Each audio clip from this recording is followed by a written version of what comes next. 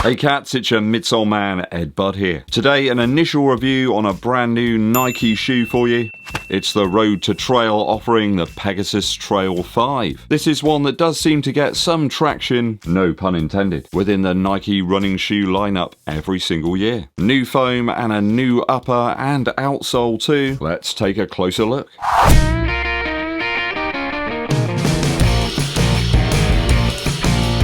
Thanks for tuning in, people. It is always appreciated. Do help the channel out by hitting that subscribe button, but also giving this video a thumbs up like. Drop us a comment too to help out with the algorithm to get us out to more runners. Dankeschön. This is a shoe that I've purchased with my own Earth credits. Retail price here in the UK on the PEGASUS TRAIL 5 is £129. This one I managed to get for £116 with a little bit of discount. I've got a UK size 11, a US size 12, and this one's weighing in at 345 grams or 12.2 ounces. So it's a little bit more on the weighty side, slightly heavier than last year's Pegasus 40. I think it's even a little bit heavier than the Pegasus Trail 4 as well. I did review that the tail end of last year, although that was the Gore-Tex version. I've got about 37 millimeters of height in the heel in terms of the midsole, and around about 29 in the forefoot. So it makes her about an 8mm drop, and I think that's probably about what I'm feeling underfoot. You might say, well, that's almost close to the maximum allowed of 40 millimeters. Guys, when we're talking race shoes and we're talking shoes in my size, those sort of upper sizes, the midsoles are always that bit higher. They do scale, okay? If you imagine that the midsole stack height did not scale with the length of the shoe, you'd end up with some very weird shoes, okay? So when you see other YouTubers stating that the stack height's lower or it's easily within the 40mm or something, that's because they're talking about the sample size, perhaps not necessarily their own size. Now, this new midsole foam here, it's the React X stuff. I've been keen to test this out. This is the first shoe that I've picked up from Nike with this new midsole foam. I'm getting a Short A Durometer score of about 30 here, so it's a little bit above average in terms of firmness. Average is 28, so that's pretty soft really. 28 is something like the Float Ride Energy 5, for example. We're talking still, you know, cushion soft. It's not like a piece of wood or something underneath your foot. Rubber, though, on the underside of the shoe comes in around about 70. So I think this is a slightly different compound to what we've had before. It certainly feels pretty tasty. All in all, it's a bit like an Oreo biscuit, really. It's soft on the inside, crispy on the outside. All Eddbud reviews start off with the upper first because it just seems to be where you should start. I do like the soft padding here in the tongue. It's not too sort of pillowy soft. There's not too much of it there, though there is a considerable amount of padding in the heel area, especially around the Achilles here. I do love, though, the toe box. It's quite a low profile design. There's not too much height to it. I think that's probably down to that rubber bumper that we've got around the front of the toe box here, just protecting the foot a little bit from those testing trail terrors. There are some considerable plasticky overlays here on the medial and lateral sides. I assume they're there to provide some sort of structure to the upper itself, but overall I've got to say the lockdown's really great on this Pegasus Trail model. I think it's from those fly wires and the non-stretchy laces as well. I found it really easy to get a good lockdown. You feel like you're connected to the midsole material, and I think that's helping out in terms of how great I feel the React X is here. There is quite a rigid heel counter here in the Pegasus Trail 5 and quite a lot of padding back there. It does mean if you're going to use this in very wet weather, then it does soak up a lot of moisture. That was a real issue on my first run in these. It was very wet out there and this whole area of the shoe got very moist. You could really feel it sucking up that moisture. And also there's not a huge amount of places where the water can escape, so once it does get in there, sadly there's no exit. One area Nike always come up trumps in terms of their trail shoes is actually the insole. It's a little bit different to the standard sort of compressive foam. It's a more rubbery kind of substance that doesn't seem to absorb any water. So they're halfway there, which is kind of always the case, isn't it? It does help the Pegasus Trail 5 to feel a little bit more consistent across the footbed whereas I've tried out the Terra Kyga before, and that just felt like a wobbly mess. There's this large pull tab loop at the back of the shoe that I just feels a bit unnecessary. And we do have one on the front of the tongue here, which is a little bit more useful. I mean, you don't really need either of them if you just untie your shoes and retie them each time. There are a whole bunch of lighter road options out there if you really want that, though there are some less built up trail options too, like the Peregrine model from Saucony. But the upper on the Pegasus Trail 5 is a good balance, I feel. It's not all that much of a departure from the Pegasus 40, and I really kind of like that shoe. So comfortable enough, though lacking in significant trail elements to make this one a real, pro for the UK trails. Fine if you're on those more buffed out US trails, but over here a trail can mean anything really. You could be going through a bog, walking through a ford, or on some really nasty unforgiving gravel as well. I'm going to give this one a 2.7 out of 3 for the upper after my initial runs. Midsole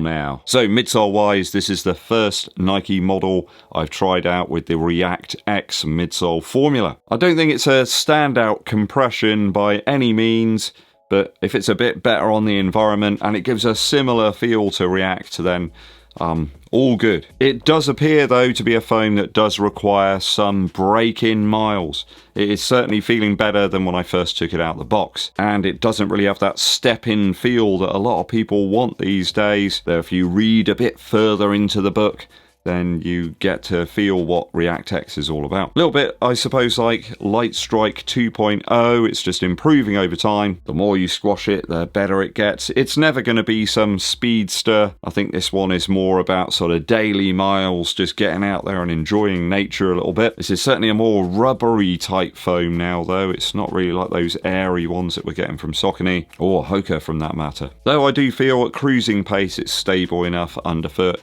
and it's going to tick a lot of boxes for a lot of people. Perhaps if you're a more heavier set runner as well, this one could be absolutely ideal. Perhaps you've got to navigate through some forest areas, over some tree roots, through some mud, through some gravel, on some grass. Then this one ticks loads of those boxes. I did start to feel some gravel poking through a little bit, especially in the forefoot area of the shoe. There's no rock plate or anything here to protect those toes. The midsole certainly has been shaped to compress in certain areas. Looking up and around the midfoot to the forefoot here, you can see you've got this ridge, and that does continue right through to the heel area. You almost get this sort of trampoline-like effect. It does look a little bit like an hourglass actually when you look at it. Can you see it? Can you see it? Can you see it? There is quite a sidewall to that midsole as well, certainly back in the heel here, so not all of that material is directly underfoot.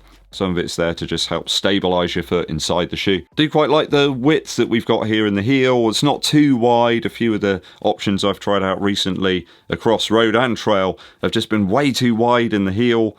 Makes me feel like I'm wearing some sort of tennis racket on my foot. This one still feels reasonably nimble enough to pick up a little bit of pace, but like I said, it's never going to be one that you're going to put on foot for speed training or anything like that. Some reasonable width to the midsole up front as well. So I think this one could work out pretty well if you've got a wider foot. I don't think they're currently offering a wide version of the Pegasus Trail 5, though I'm sure a Gore-Tex one will undoubtedly appear soon. So reliable sort of option in terms of the midsole for both road to trail, or back again I suppose. There's enough cushion here for me for that, and it's consistent across the footbed. I'm going to give it a 2.7 out of 3 for the midsole after my initial runs. Outsole now. This is certainly no ultra muddy trail option. There's more suited shoes for that. I didn't really get an awful lot of traction in those type of areas, but on most other stuff it felt great. In fact, feels pretty good on road, I have to say. Better than some road shoes too. The all-terrain compound here, it does seem to be a little bit different to what we've had before. The underside's got these sort of diamond lugs that go on an angle across the lateral and the medial sides of the shoe, and there's only a small amount of exposed midsole foam here in the heel area. Grip on pavements and road surfaces was really good, pretty decent on gravel as well, though I did encounter some slightly uneven operation in those type of areas. There's nowhere whatsoever for debris to hide away here. It is one shoe that I found incredibly easy to clean as well. and I did have to do that. It was hideously mucky after the first effort. A quick blast from the hose pipe though, and the upper and the outsole are looking almost brand new. I did have a few comments on Strava related to the Zigama 2. Why didn't I bother to shell out another 35 or 45 quid to pick up that one, which has got the Vibram outsole? I'm not sure that I run on trails anywhere near enough to warrant purchasing a shoe of that price. It didn't really look all that different from the first version in terms of the upper and the midsole. It's just they've added Vibram and they're charging a little bit more for it. I think that Nike have got this one as a slightly cheaper, more accessible option if you're going to be running some trail stuff and some road kind of sessions, and you don't want to buy two shoes, you just want to buy one. I think this does really well for that. I think it's covering loads of ground. No pun intended. I think you can use it for practically any surface really. If you're doing park runs or something on grass, then the Pegasus Trail 5 will work just fine for that. Perhaps you're transitioning from grass onto road in a race. Yeah, why not? And it even responded pretty well in terms of the outsole on some smooth, wet surfaces, and that is the nemesis of running shoes. Perhaps if you're running in a more rural area too, I think this is a better pickup than the current Pegasus 40. And no doubt the new 41 that's coming out soon. Incidentally, it does seem a bit weird they've released this shoe before the new incoming Pegasus 41, though I would suggest that something like the Velocity Nitro 3 from Puma is probably just about able to handle some of what this can, though that has way more traditional lugs underfoot. So at home, on the road and lighter trails, I'm going to give this a 2.8 out of 3 after my initial runs. Value now. I think value-wise this could do a really good job for people after a sort of multi-function shoe. You've got some good cushion there that I think is only going to improve over time, like a fine wine. Nice fitting upper and a really great lockdown that was easy to achieve. Just a little bit too much padding for me in the heel area, and I suggest that if you're running in quite a moist climate, with a lot of rain perhaps, is probably not the best option. Top-notch outsole that doesn't feel too out of place on road and pavement, but can handle some reasonably versatile trail use too. Just nothing too technical, okay? It's probably also the best put together Nike shoe that I've got, or purchased at least, in a long time. No dodgy glue marks, the stitching's on point, all the pieces seem to have fit together properly. I mean, sometimes you get Nike shoes and they feel like they're two different shoes are made in different factories. Strangely, this is also one of the cheapest Nike shoes that I've picked up over recent years, so that tells you all you need to know about their quality control. I'll let you draw your own conclusions there. I do wish this one was a tad lighter though. At 345 grams for my size, it's up there, you know. Although I guess the Invincible run's not all that far off there, so can't beat it up too much. Don't need the pull tab or the excessive padding, they could remove a little there. But it does make me excited as to what the Pegasus 41 will be like with this midsole material, but the air units in the forefoot and the heel. That could continue to be a very decent daily option if it turns out okay. Just too heavier perhaps for some lighter runners, it might put you off. And the React X, it's not got the step-in feel that everybody will want. I think the weight just limits its versatility a little bit. Durability shouldn't be too much of a problem, you've got a lot of lug depth here. For value, I'm going to give it a 2.8 out of 3 for my initial runs. So overall, a very decent shoe for the cash. Bit better than I was expecting actually in terms of the midsole. That midsole just needs a bit of a pummeling before it starts to feel really, really good. One of the better offerings from the swoosh in a while.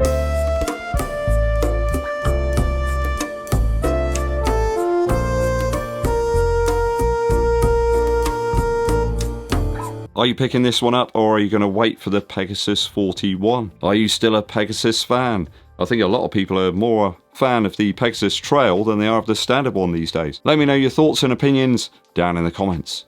Very quick musical interlude for you. Still dipping back into the jungle and drum and bass of my youth. Really loving the track Box of Tricks from Ronnie Size. Always used to love Ronnie Size stuff. It kind of brought drum and bass closer, I suppose, to me, considering that he was based over in Bristol. It's not a stone's throw away, really. Always used to love Ronnie Size stuff for the really precise beats. He didn't used to fill up all the tracks with loads of sound effects and like padding and filler. but the beats were always really tight and they used to switch up their rhythms like constantly throughout the track. Box of Tricks is one of those tunes where there's just loads and loads of different breakbeats that have been used and chopped up very heavily, and it leaves a bit more room in the bottom end of the track for some of that sub bass, you know, the real rumbly stuff. Used to love mixing those tracks into other things. It just had loads of versatility, I suppose, really, and the songs had loads of energy. Go and check that one out, guys. Box of Tricks from Ronnie Size. Thanks for tuning in, people. It is always appreciated. Help the channel to continue to grow by hitting that subscribe button, but also giving this video a thumbs up like. Also, comment below to help out with the algorithm. My name's Eddbud, and I'll be seeing you